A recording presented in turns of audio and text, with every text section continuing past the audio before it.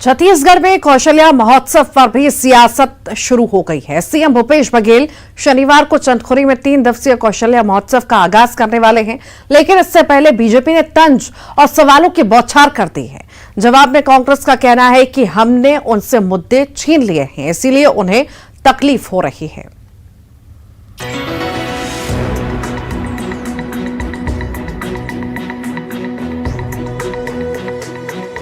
छत्तीसगढ़ में कांग्रेस ने बीजेपी को उसी के दांव से चित करने के लिए पूरा जोर लगा दिया है। श्री राम से लेकर श्री कृष्ण तक, राम वनगमन पथ से लेकर श्री राम के ननिहाल चंदखुरी में माता कौशल्या मंदिर तक कांग्रेस सरकार ने धर्म, कला, संस्कृति और पर्यटन को बढ़ावा देने में कोई कोर कसर नहीं छोड़ी है। इतना ही नहीं, सीएम भूपेश बघेल ने राष्ट्रीय स्तर पर कौशल्या महोत्सव मनाने की भी घोषणा की और अब शनिवार से भव्य कौशल्या महोत्सव के आगाज की तैयारी पूरी हो चुकी है। चंदखुरी में 22 से 24 अप्रैल तक कौशल्या महोत्सव का आयोजन किया जाएगा, जिसका उद्घाटन खुद सीएम करने वाले हैं। ये महोत्सव आस्था और भक्ति से सराबोर रहेगा। इस दौरान देश और प्रदेश के जाने माने कलाकार मानस गान, भक्ति गीत, नृत्य और भजन की प्रस्तुति देने वाले हैं। लेकिन इस महोत्सव पर सियासत भी तेज हो गई है। पूर्व मंत्री अजय चंद्राकर ने इस पर तंज कसा है कि शराब बेचने की शुरुआत कौशल्या महोत्सव से की जाएगी क्या। उन्होंने कौशल्या माता के जन्म स्थान के बारे में सवाल उठाते हुए इतिहास को तोड़ मरोड़ कर पेश करने का भी आरोप लगाया है। कौशल्या महोत्सव में एक समाचार भी आया था कि वहां दारू बेचेंगे करके, राम वनगमन पथ में। तो दारू बेचने की शुरुआत कौशल्या महोत्सव से शुरू होगी क्या? तो मैं तो कोई टिप्पणी नहीं करता, इसमें बढ़िया मनाए, लेकिन कौशल्या जी का जन्म कहाँ हुआ था, चंदखुरी में हुआ था कि नहीं हुआ था, ये जरूर बता दे। समझ रहे ना? और बिलासपुर के कोसला में हुआ था कि चंदखुरी में हुआ था। इतिहास से तोड़ मड़ोड़ करने का कोई अधिकार भूपेश बघेल जी और उसके संस्कृति मंत्री जी को नहीं है। उधर बीजेपी पर पलटवार किया है। पीसीसी अध्यक्ष मोहन मरकाम ने कहा कि हमने उनसे मुद्दे छीने हैं और काम किया है, और अब जब हम कुछ कर रहे हैं तो बीजेपी नेताओं को तकलीफ हो रही है।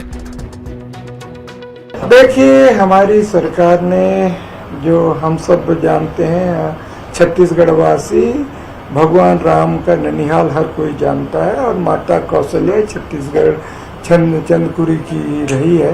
स्वाभाविक है, हमारी सरकार ने माता कौशल्या का भव्य मंदिर भी बनाया, राम पथ गमन का भी विकास किया। तो 15 साल भारतीय जनता पार्टी सरकार रहने के बाद राम नाम के नाम से जो वोट मांगते थे, उन्होंने तो कुछ नहीं किया।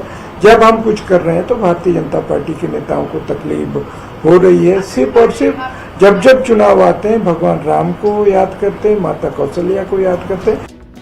राम वनगमन पथ सहित धार्मिक स्थलों पर छत्तीसगढ़ सरकार का फोकस रहा है। कौशल्या महोत्सव के जरिए भी सरकार कला, संस्कृति और पर्यटन को बढ़ावा देने की बात कर रही है। साथ ही इससे ये भी संदेश जा रहा है कि सूबे की कांग्रेस सरकार श्री राम के चिन्हों को लेकर संजीदा है। यही वजह है कि कांग्रेस ये मानकर चल रही है कि बीजेपी से उसने एक बड़ा मुद्दा छीन लिया है। युगल तिवारी के साथ ममता लांजेवार, न्यूज़ 18 रायपुर। क्या कोई मां या बाप अपनी ही औलाद को दर्द दे सकता है? इस सवाल का जवाब है हाँ। अज्ञानता का अंधेरा में जो बैठे हो, वो अंधविश्वास के चलते कुछ भी कर जाते हैं, और मध्य प्रदेश के आदिवासी अंचल का हाल भी कुछ ऐसा ही है। रिपोर्ट देखिए। अज्ञानता का अंधेरा, अंधविश्वास की काल कोठरी या नासमझी का तमस, कुछ भी कह सकते हैं, लेकिन यह अंधेरा इतना गहरा है कि इसमें फंसने वाला बुद्धि, समझ, बूझ सब कुछ खो बैठता है और आखिर में खुद का ही नुकसान कर जाता है। कुछ ऐसे ही हालात मध्य प्रदेश के आदिवासी अंचल झाबुआ और उसके आसपास के इलाके के हैं, जहां बीमारी पर क्लिनिक अस्पताल का रुख नहीं किया जाता, बल्कि खोजा जाता है बड़वा यानी तांत्रिक। और उसी तांत्रिक ने इन 3 मासूम बच्चों को जिला अस्पताल के इस पीआईसी वार्ड तक पहुंचा दिया। एआई के दौर में भी आदिवासी अंचल में डामना का जोर है। डामना वो जिसमें बीमार को गर्म सलाखों से दागा जाता है, ये कहकर कि इससे बीमारी भाग जाएगी। इन बच्चों के मामले में भी यही हुआ।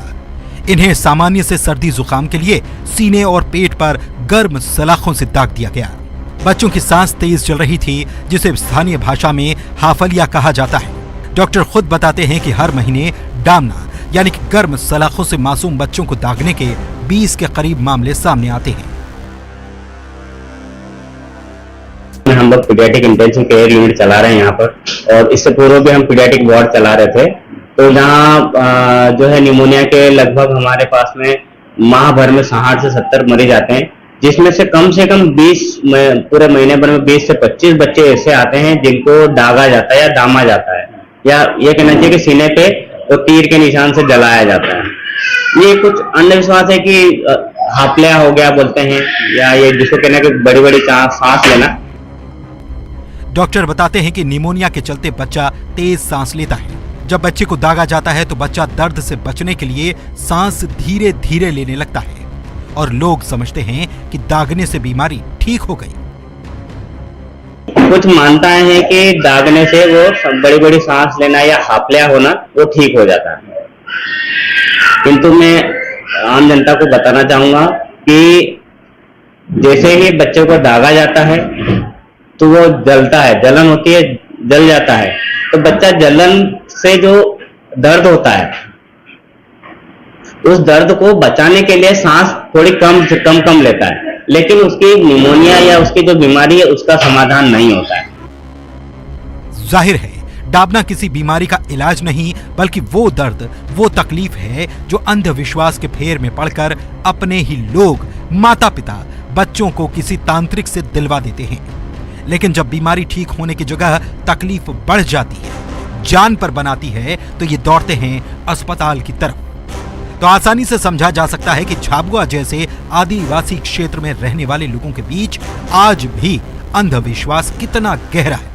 ऐसा भी नहीं कि इसे दूर करने के लिए कोशिश नहीं की जाती हो, लेकिन अंधविश्वास का खंजर इतना गहरा पैबस्त है कि इसे निकालना आसान काम नहीं। वीरेंद्र सिंह राठौर, न्यूज़ 18, झाबुआ। छत्तीसगढ़ को वैसे तो शांत प्रदेश माना जाता है, लेकिन इसी सूबे में स्पा की आड़ में जिस्म फरोशी का धंधा कुकुर मुत्ते की तरह अपनी जगह बना रहा है। लेकिन जिस अंदाज में पुलिस एक्शन में आई है, उसने स्पा की आड़ में चल रहे इस गंदे धंधे के धंधेबाजों को बता दिया है अब उनकी खैर नहीं।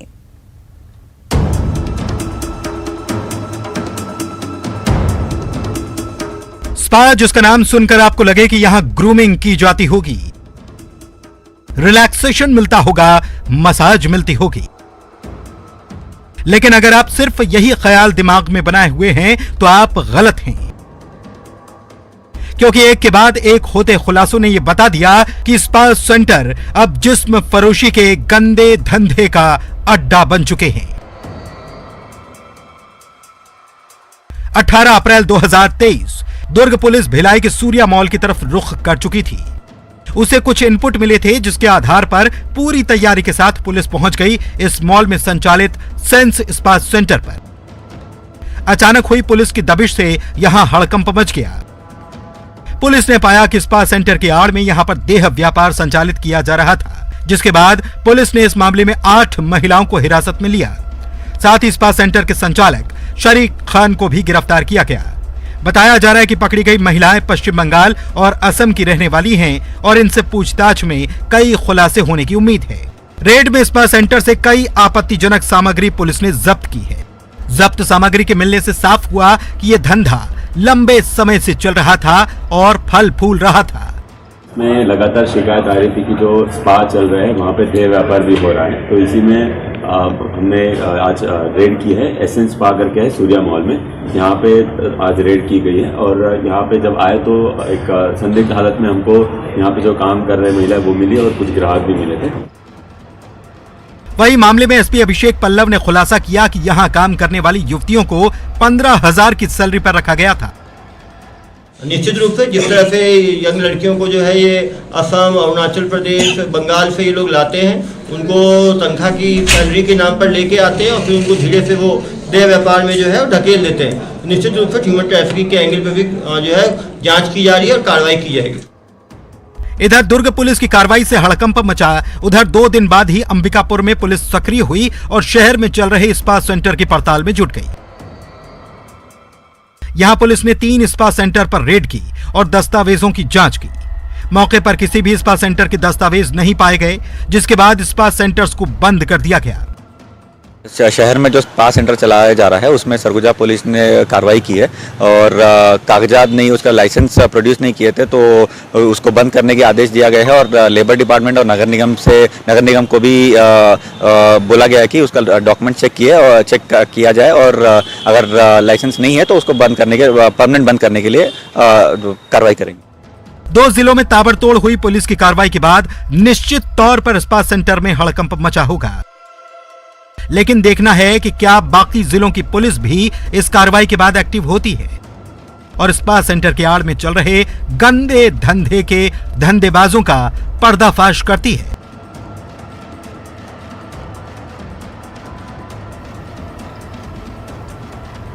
न्यूज 18 के लिए दुर्ग से मिथिलेश ठाकुर के साथ अंबिकापुर से श्रवण कुमार महंत की रिपोर्ट। और इसी के साथ ही फिलहाल के लिए इतना ही।